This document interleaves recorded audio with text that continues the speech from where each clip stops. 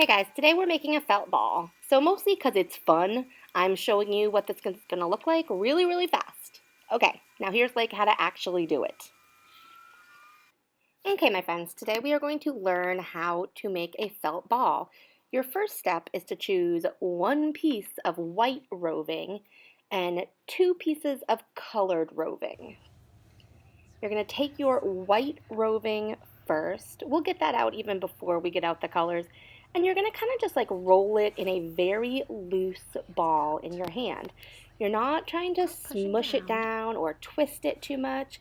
You want to keep your hands kind of cupped like you have a baby bird in your hands and roll it very gently like you would be rolling around a baby bird for some reason. Okay, so when you have that ball kind of gently rolled, you'll do that probably a little bit longer than I did. You are going to get your two pieces of colored roving, and you're going to, if you want to, break them up into a bunch of different little sections. Or if you want to see more of the white of your ball, you can leave them in bigger sections. You'll probably still end up seeing some of the white of your ball when you're done, but that's okay. The white is pretty too. You are going to take these sections and just stick them to the outside of your ball gently. Roll them gently in your hands. You can cross them over each other. You can spread them out more or less.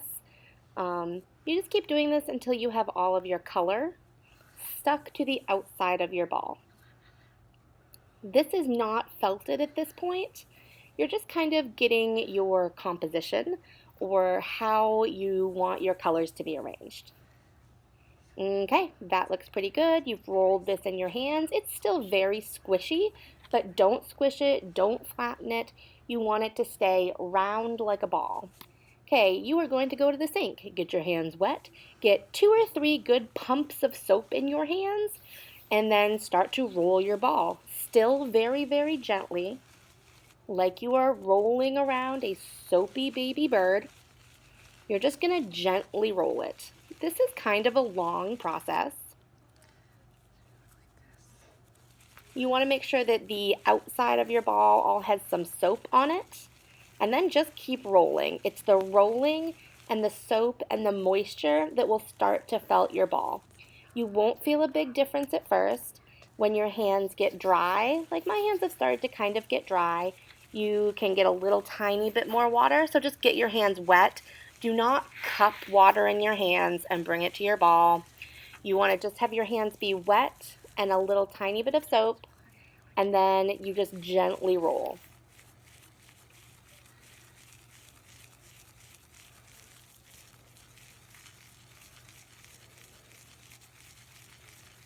So you're going to roll for a few minutes here.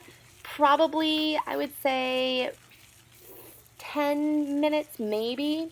I will probably put something on the board for you to watch, but maybe not.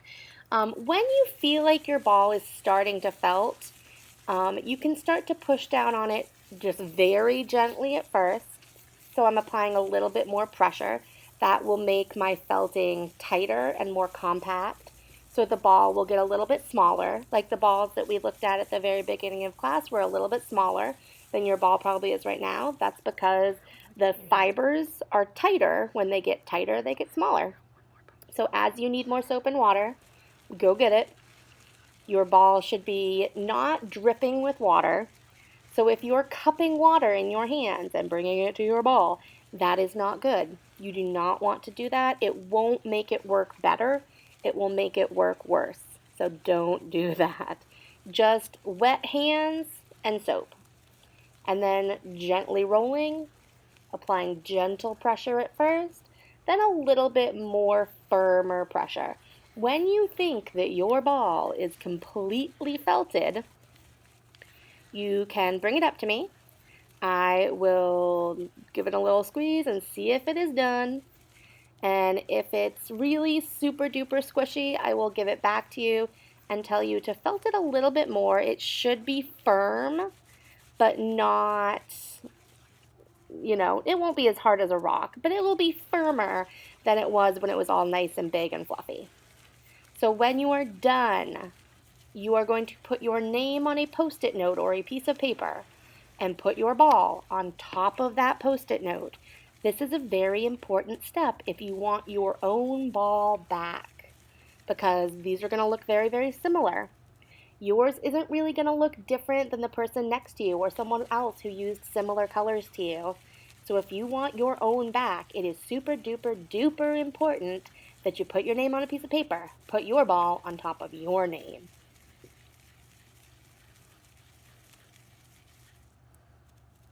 So you can see here that I am pushing down a little bit harder as I'm rolling the ball. And that's just going to make it kind of tighter and more compact.